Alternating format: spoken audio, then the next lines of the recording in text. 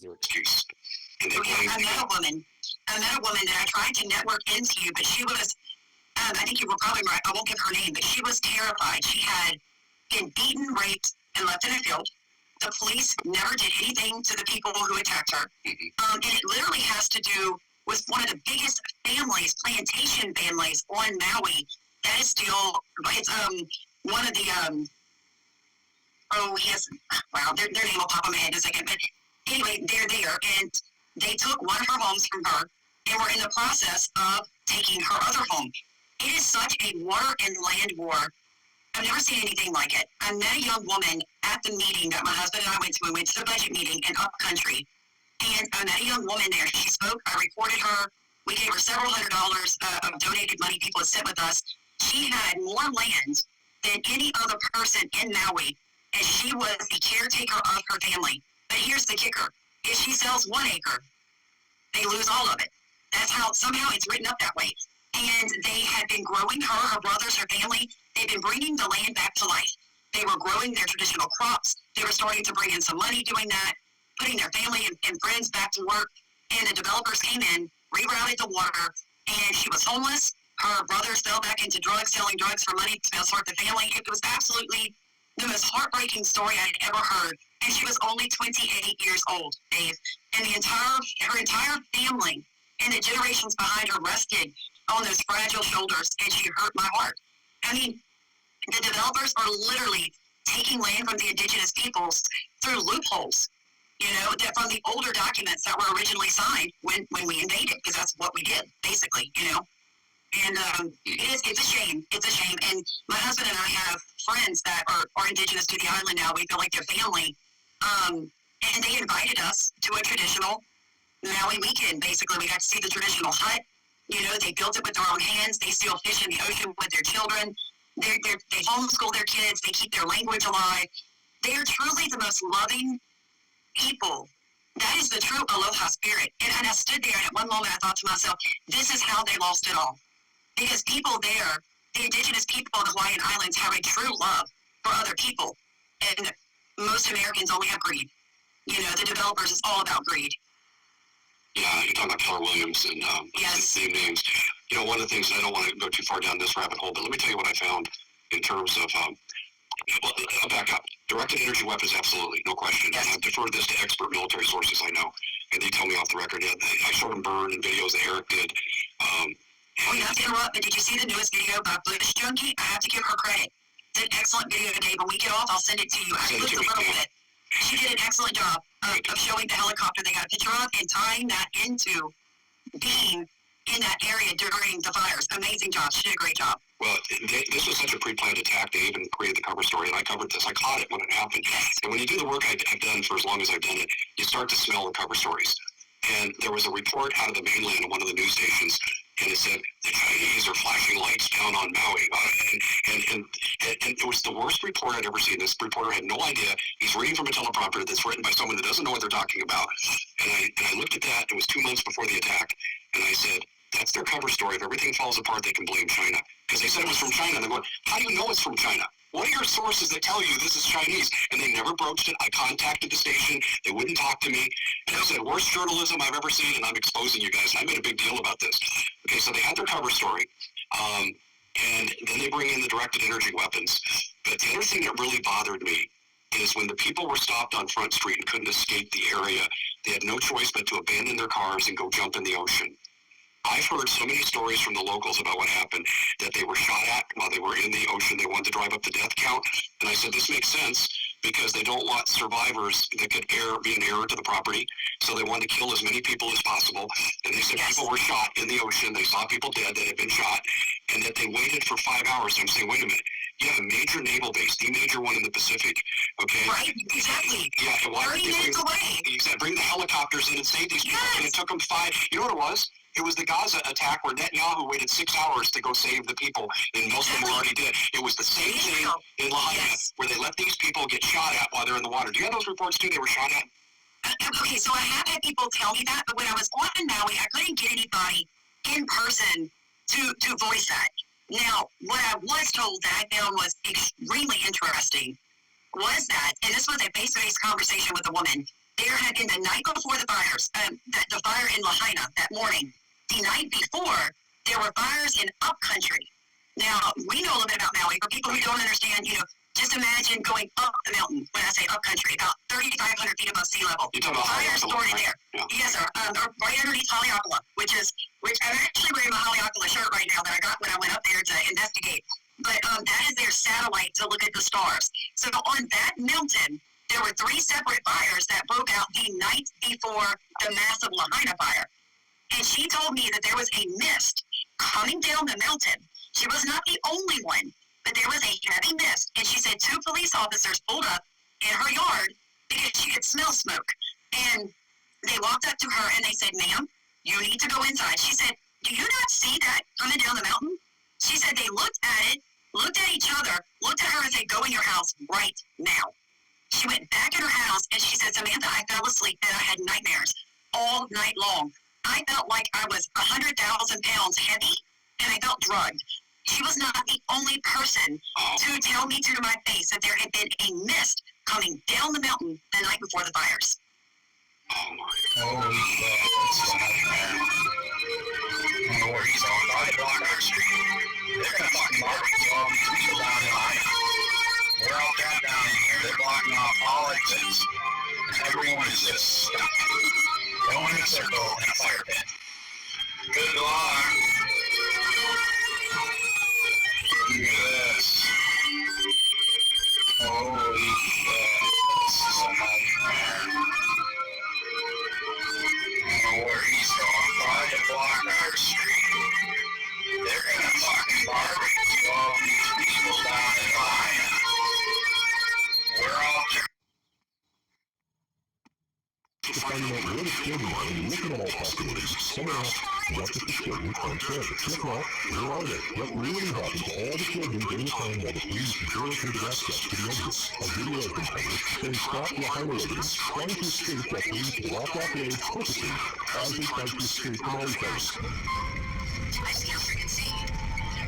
It's just like all day. We're not taking anyone up. We're just trying to get out. You're not here. You can see now. I can't believe that. Oh, flash. That's crazy. Wow. We're good now. We're good. We're out. Yeah, because you're right next to our car. Right. Could reach out and touch it. I don't know which way to go. I guess just keep going away from the fire. Looks like you're up in the right round corner.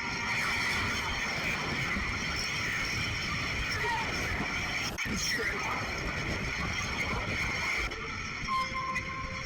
I just can't freaking see.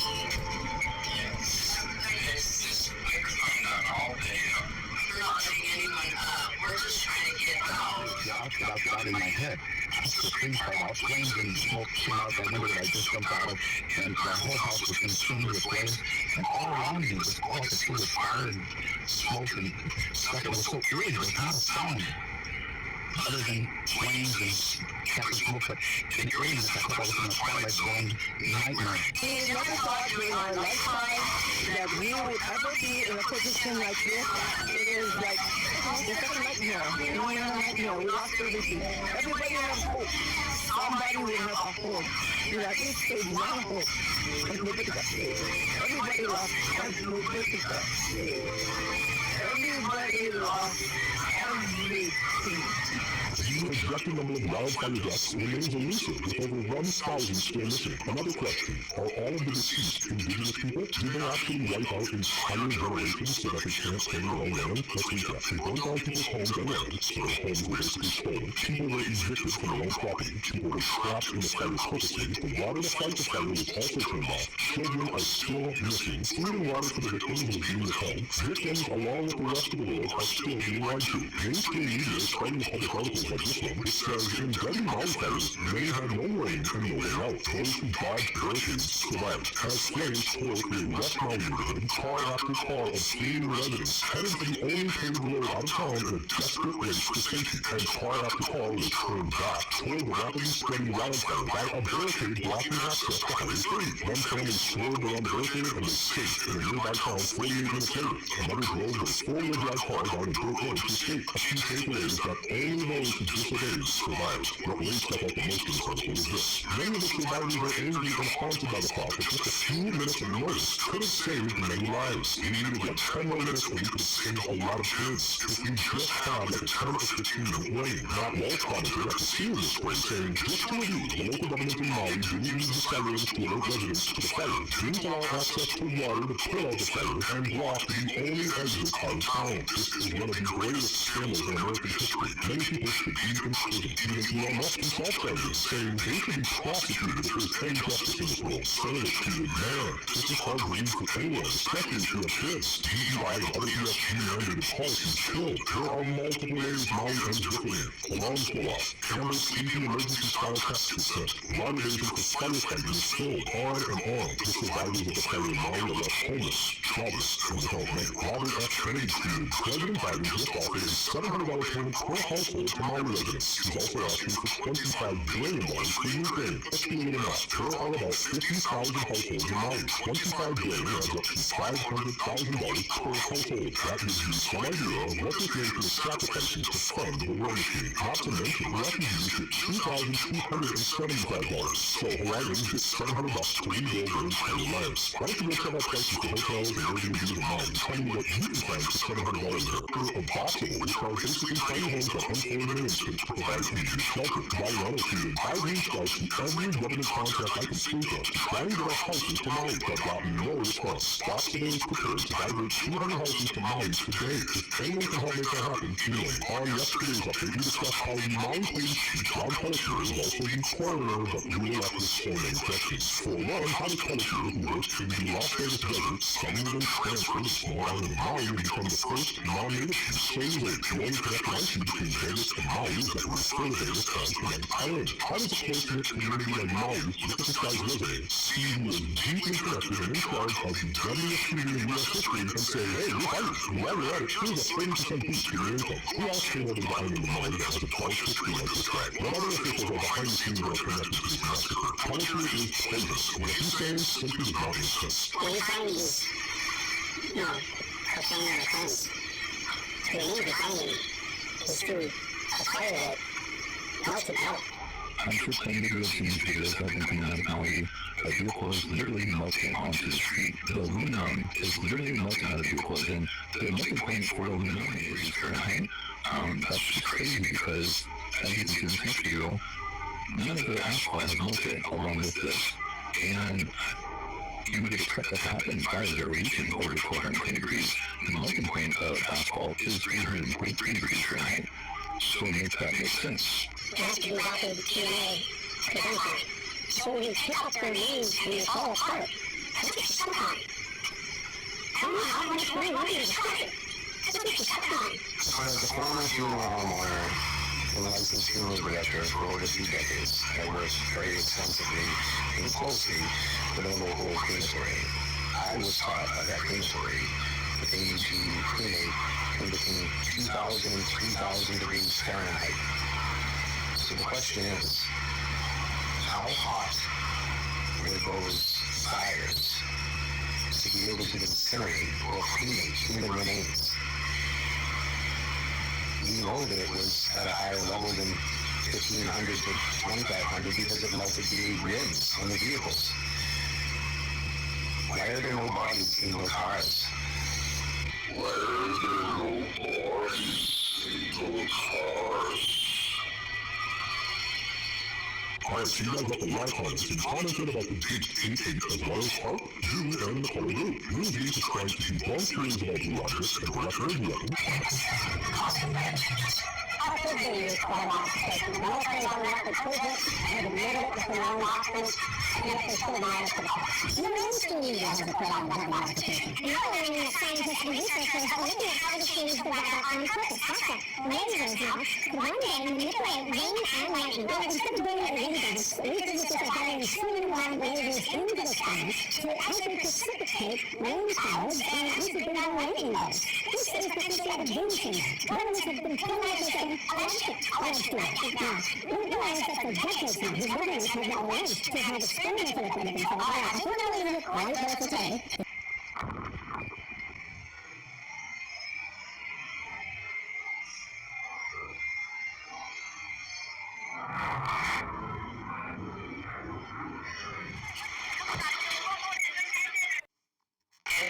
fire on West Maui schools and resources available.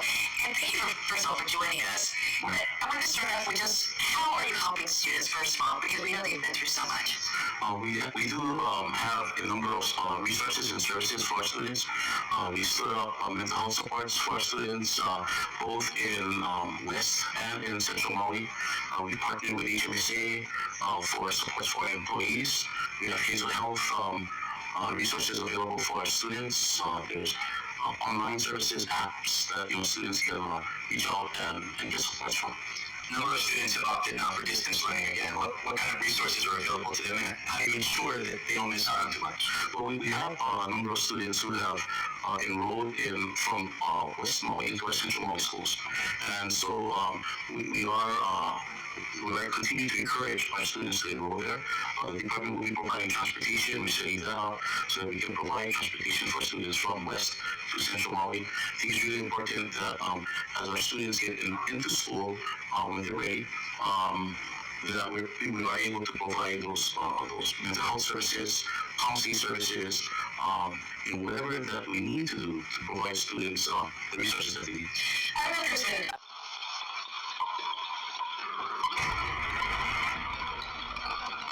Story is already disappearing from headlines and news outlets. It will end up as another unsolved mystery with unanswered questions remaining forever. Before it does, we need to keep exploring all possibilities of what may have actually taken place, which will lead us to the question, do you believe it's all just a coincidence? Only 4 months before the fire, we saw this. If you happen to see green lasers in the sky, not to worry, it's the U.S. Army Corps of Engineers conducting coastal surveys. And they're being done using contracted aircraft equipped with a light detection and ranging system. The lasers are used to measure distance.